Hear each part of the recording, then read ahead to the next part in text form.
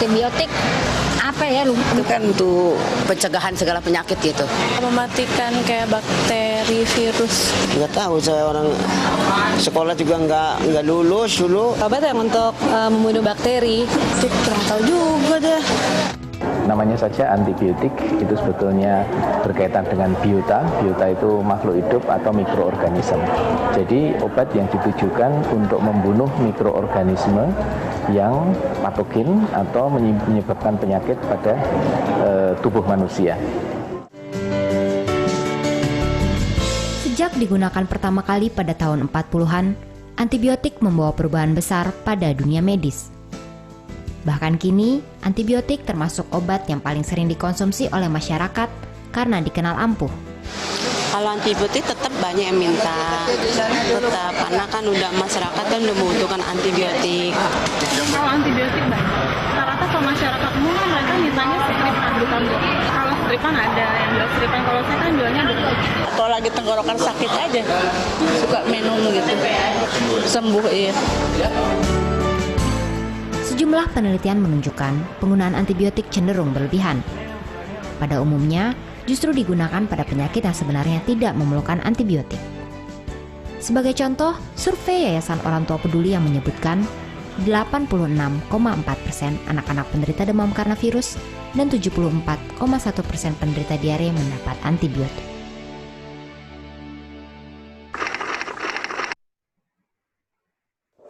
Dosis itu harus habis kalau kasih dokter gitu aja yang saya tahu.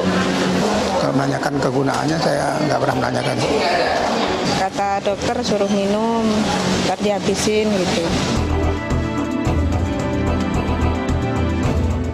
Intensitas penggunaan antibiotik yang tinggi dan kurang tepat menimbulkan berbagai masalah dan merupakan ancaman global bagi kesehatan, terutama terjadinya resistensi atau kekebalan bakteri terhadap antibiotik.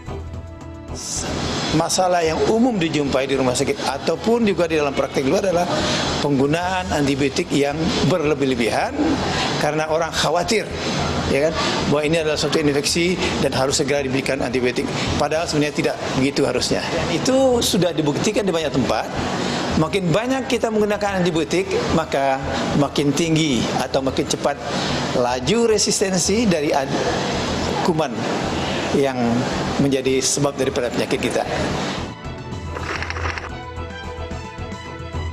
Bahwa suatu waktu kita mungkin tidak mempunyai lagi antibiotik yang dapat digunakan untuk membunuh kuman karena semua kumannya ya sudah resisten.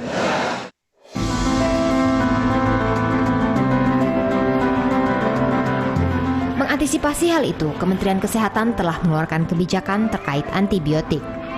Antara lain, daftar obat esensial nasional, program pengendalian resistensi antimikroba di rumah sakit pendidikan, pedoman umum penggunaan antibiotik, dan program antimicrobial stewardship atau pengawasan antimikroba. Kita juga akan menyusun pedoman penggunaan antibiotik yang lebih rinci, ya, juga untuk pelayanan-pelayanan kesehatan. Program antimikroba stewardship ini lebih kepada bimbingan secara komprehensif terhadap pelayanan-pelayanan kesehatan, bagaimana menggunakan, memantau, mengevaluasi penggunaan dari antibiotik.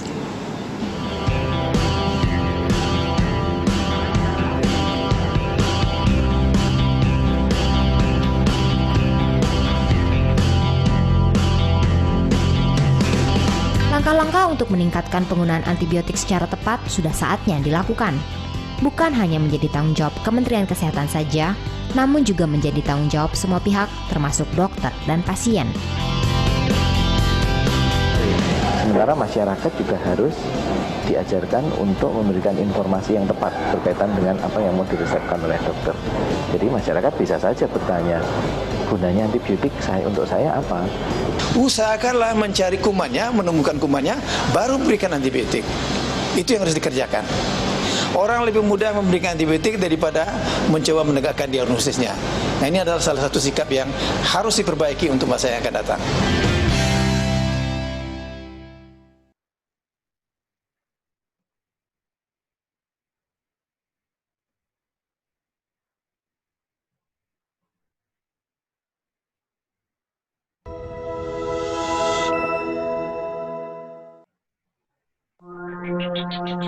Manusia hidup di dunia tidak sendirian, tapi berdampingan bersama hewan, tumbuhan, dan juga mikroorganisme.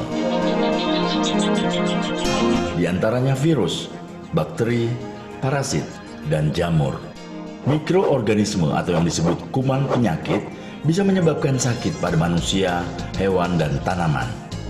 Untuk mengobatinya, biasanya diberikan obat antimikroba seperti antibiotik. Pemberian obat antibiotik yang tidak bijak, seperti dosis tidak tepat, waktu pemberian tidak tepat, masa henti obat yang tidak tepat, dan tidak ada rotasi antibiotik, bisa mengakibatkan resistensi antibiotik. Antimicrobial resistance atau resistensi antimikroba adalah kemampuan mikroorganisme untuk bertahan dan tidak mempan terhadap antimikroba. Mikroorganisme yang telah resisten terhadap antimikroba kerap disebut mikroorganisme super yang kebal terhadap antimikroba. Apa risiko munculnya AMR? AMR membuat antibiotik tidak bekerja dengan efektif melawan kuman, bahkan tidak mempan lagi. Infeksi berlanjut. Bisa menyebabkan penyakit semakin ganas dan sulit diberantas. Bagaimana cara antimicrobial resistance menyebar? Mikroba yang resisten terhadap antimikroba bisa ditemukan pada hewan, tanaman, air, dan lingkungan. Mikroba yang kebal terhadap antimikroba bisa menyebar lewat rantai makanan, lingkungan, antar manusia dan hewan, maupun antar manusia dan manusia. Data WHO menyebut kematian akibat AMR tahun 2014 sebanyak 700.000 jiwa dan akan melonjak menjadi 10 juta lebih di tahun 2050. Jika AMR tidak dikendalikan, mikroba akan menjadi senjata biologis yang sangat mematikan. Apa yang harus dilakukan untuk mengendalikan AMR? Pertama, penggunaan obat-obatan antimikroba secara bijak. Dosis dan jangka waktunya tepat sesuai anjuran dokter. Sektor pertanian dan perikanan juga bisa berkontribusi mencegah penyebaran AMR. Caranya adalah mengurangi dan mengawasi penggunaan obat antimikroba, memberlakukan ketahanan pangan, menerapkan sistem produksi yang mengedepankan biosecurity, dan mengurangi penggunaan obat-obat antimikroba. AMR adalah masalah bersama. Masyarakat, pemerintah, lembaga, dan instansi lain harus bersama-sama bekerja sama untuk mengendalikan AMR.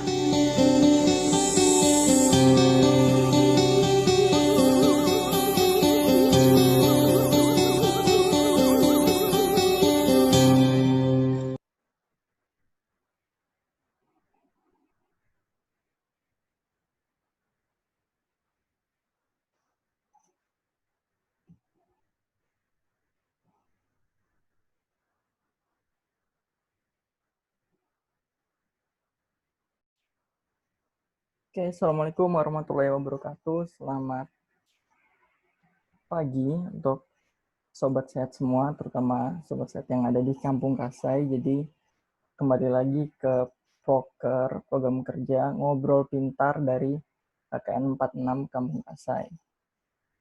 Jadi pada kesempatan kali ini kita akan membahas terkait penggunaan antibiotik secara bijak.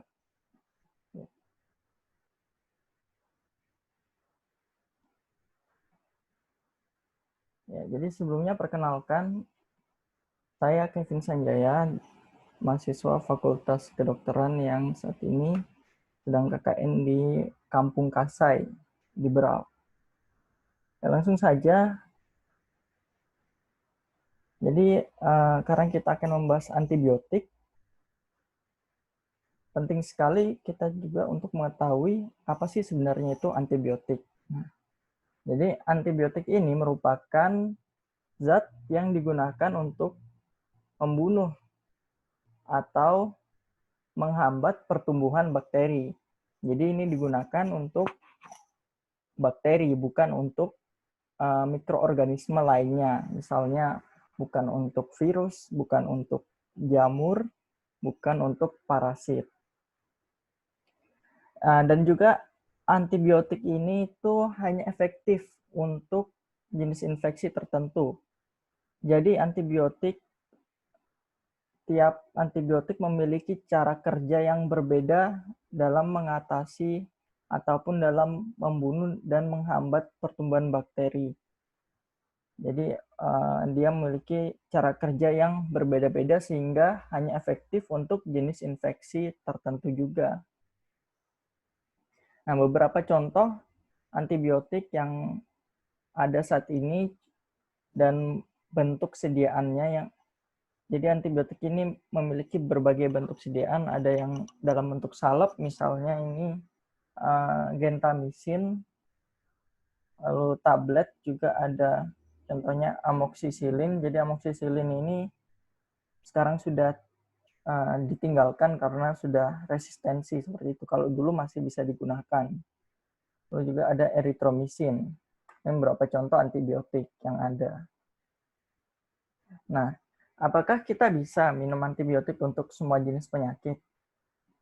Ini tentu menjadi sebuah pertanyaan karena di kalangan masyarakat kalau lagi flu biasanya langsung minta antibiotik. Ya. Jadi kita lihat jawabannya bersama. Jadi antibiotik ini seperti yang sudah dijelaskan sebelumnya bahwa antibiotik ini digunakan untuk infeksi bakteri. Ingat, infeksi bakteri. Jadi, tidak semua jenis infeksi kita obati dengan antibiotik. Dan kalau kita flu, belum tentu kita terinfeksi bakteri. Penyebab flu yang paling sering adalah virus. Jadi, kalau kita sedang flu, pilek seperti itu, jangan langsung meminta ataupun membeli antibiotik. Nah, antibiotik ini digunakan hanya untuk infeksi bakteri. Beberapa contohnya adalah TBC atau tuberkulosis, ISPA, infeksi saluran pernafasan akut, tipes, lalu infeksi saluran kemih. Tentunya dalam penggunaan antibiotik ini kita memerlukan resep dokter karena dokter yang akan menentukan penyebab dari infeksi kita ini apakah karena bakteri, virus, atau jamur. Jika karena bakteri, maka kita akan diberikan resep antibiotik. Gitu. Dan ada beberapa hal yang harus kita perhatikan. Jadi antibiotik ini bukan penyembuh segala penyakit. Ingat, antibiotik hanya digunakan untuk penyakit infeksi bakteri. Jadi bukan untuk menyembuhkan segala jenis penyakit. Dan antibiotik ini akan berbahaya jika kita tidak gunakan dengan tepat. Misalnya nih, kita menggunakannya tidak sampai habis. Lalu kita menggunakan antibiotik sisa, punya teman, punya keluarga, dan sebagainya. Ataupun kita menggunakan antibiotiknya secara putus-putus. Jadi misalnya hari ini minum, besok lupa, lalu seminggu lagi baru kita minum lagi antibiotiknya. Dan juga jika kita menggunakan antibiotik tanpa resep dokter. Antibiotik ini juga memiliki efek samping yang berbahaya. Nanti kita akan bahas efek samping apa saja yang disebabkan oleh antibiotik. Lalu kita juga harus percayakan pada dokter untuk penggunaan antibiotik ini, konsultasikan dengan apoteker, dan minta keterangan efek samping pada apoteker. Nah, apa sih dampaknya jika kita minum antibiotik tidak sesuai anjuran dokter? Dampak yang bisa muncul salah satunya adalah resistensi bakteri, di mana bakteri ini sudah kebal terhadap antibiotik yang kita berikan. Jadi, kita tidak bisa menggunakan antibiotik tersebut untuk melawan bakteri yang resisten. Jadi perlu antibiotik jenis lainnya. Nah, kenapa hal ini penting kita bahas terkait resistensi? Karena jika kita biarkan terus-menerus, maka kedepannya kita tidak memiliki lagi antibiotik untuk melawan bakteri. Jadi kita sudah kehabisan pilihan untuk menggunakan antibiotik karena bisa jadi ke depannya jika resistensi ini terus terjadi, maka bakteri itu akan kebal terhadap seluruh antibiotik dan kita tidak punya lagi obat untuk menyembuhkan infeksi bakteri tersebut. Lalu yang kedua adalah bisa muncul suprainfeksi.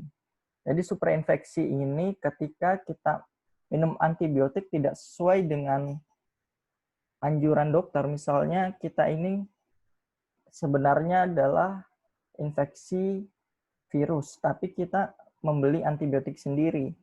Nah, maka antibiotik yang kita minum itu akan membunuh bakteri-bakteri baik yang ada di tubuh kita.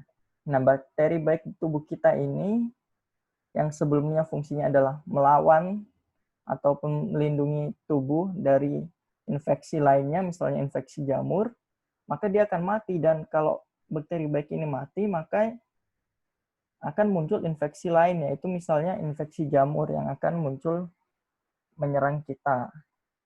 Lalu bisa juga adanya efek samping yang muncul, yaitu timbul mual ataupun muntah, diare, gigi kuning, gangguan kulit, bahkan hingga gangguan pendengaran juga bisa.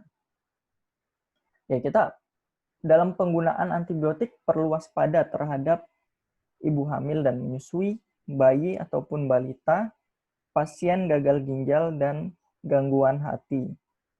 Jadi pada ibu hamil dan menyusui serta bayi ataupun balita ini antibiotik dapat mempengaruhi kehamilan pada ibu hamil. Lalu juga dapat mempengaruhi pertumbuhan dan perkembangan dari bayi ataupun balita. Dan antibiotik ini dia diproses di ginjal dan juga di hati, sehingga kita perlu waspada penggunaannya dalam pasien dengan gagal ginjal ataupun pasien gangguan hati. Jadi kita dalam penggunaan antibiotik ini harus konsultasi ke dokter. Oke, kalau misalnya kita menemukan ada ruam atau kemerahan pada kulit, lalu gatal, dan pembengkakan pada bibir ataupun kelopak mata, hingga kita merasa sesak, maka kita harus segera melapor kepada dokter karena ini merupakan tanda-tanda dari reaksi alergi terhadap antibiotik. Lalu apa sih sebenarnya resistensi antibiotik itu? Jadi resistensi antibiotik ini adalah kemampuan dari bakteri untuk menetralisir dan melemahkan daya kerja antibiotik.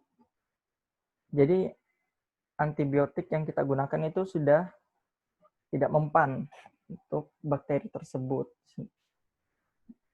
Lalu bagaimana sih mekanismenya? Jadi mekanismenya itu si bakteri ini akan beradaptasi jika antibiotik itu tidak digunakan secara bijak. Jadi misalnya kita tidak menggunakan sesuai aturan pakai. Kita menggunakannya secara terputus-putus. Ataupun kita menggunakannya dengan dosis yang tidak sesuai. Maka bakteri yang ada di tubuh kita ini tidak akan mati semua. Masih ada bakteri-bakteri yang hidup, bakteri patogen yang hidup. Nah, bakteri yang hidup ini nantinya dia akan beradaptasi karena bakteri ini juga adalah makhluk hidup, jadi dia akan beradaptasi agar bisa bertahan hidup. Nah, salah satu hasil dari adaptasinya yaitu dia nanti akan merusak antibiotik itu dengan enzim yang dia produksi dan juga dia bisa mengubah reseptor, lalu mengubah fisikokimiawi. Jadi berbagai mekanisme tersebutlah yang akan nantinya bisa menyebabkan resistensi ini terjadi. Nah, peningkatan resistensi pada bakteri ini itu juga perlu kita perhatikan. Jadi bakteri itu tidak memerlukan banyak bakteri baru dia bisa menimbulkan resistensi. Jadi kalau misalnya ada satu bakteri resisten, maka dia akan bisa menyebarkan ke bakteri yang lainnya juga. Jadi dengan cara apa dia menyebarkannya itu? Jadi misalnya ada satu bakteri yang sudah resisten, lalu dia berkembang biak, maka bakteri hasil berkembang biaknya itu adalah bakteri yang resisten juga. Dan dia juga bisa menyebarkan ke bakteri lain yang non-resisten, sehingga kita perlu waspada terhadap resistensi bakteri ini dan selalu bijak dalam menggunakan antibiotik. Nah, bagaimana cara mencegahnya? Ya, seperti yang sudah saya singgung sebelumnya bahwa pencegahan dalam resistensi antibiotik yaitu bijak dalam menggunakannya. Jadi kita harus bijak dalam menggunakan antibiotik. Yang pertama adalah kita menggunakan antibiotik hanya dengan resep dokter. Lalu jangan pernah gunakan antibiotik berdasarkan resep sebelumnya. Jadi kalau misalnya dulu kita sudah pernah sakit infeksi karena bakteri dan kita masih punya resepnya, terus sekarang kita sakit lagi, kita nggak boleh menggunakan resep yang lama. Bisa jadi bakterinya itu sudah resisten terhadap pengobatan yang sebelumnya, ataupun bisa jadi penyakit yang saat ini kita derita itu bukan karena infeksi bakteri yang sama, ataupun bisa jadi infeksi mikroorganisme lainnya, misalnya karena virus dan jamur. Lalu kita juga tidak boleh menggunakan antibiotik sisa. Nah, lalu untuk demam, batuk, pilek, itu tidak selalu memerlukan antibiotik. Jadi kalau misalnya kita demam, batuk, pilek, kita cukup istirahat dan makan makanan yang bergizi. Dan jika sakit lebih dari 3 hari, maka kita harus segera menghubungi dokter. Jangan pernah gunakan juga antibiotik itu terputus. Jadi misalnya hari ini kita minum, lalu 1 minggu kita berhenti, minggu depannya baru kita minum lagi, itu tidak boleh seperti itu. Dan juga jangan sampai kita menggunakan antibiotik ini tidak minum antibiotiknya sampai habis, meskipun gejala ataupun penyakit kita ini sudah hilang, kita tetap harus meminum antibiotiknya sampai habis untuk memastikan bahwa bakteri yang ada di tubuh kita itu sudah mati semua.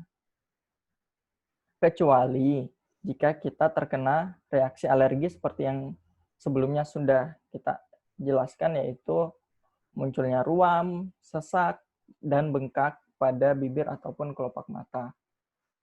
Dan selalu penting untuk diingat, jangan pernah membeli antibiotik tanpa resep dokter.